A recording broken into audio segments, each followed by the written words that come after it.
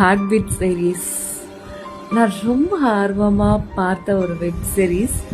Season 1 Friday வந்தால் போதும். And இப்போ சீசன் 2 தேர்ஸ்டே எப்படா வரும் இந்த சீரீஸ் பார்க்க வெயிட் பண்ணிட்டு இருப்பேன்.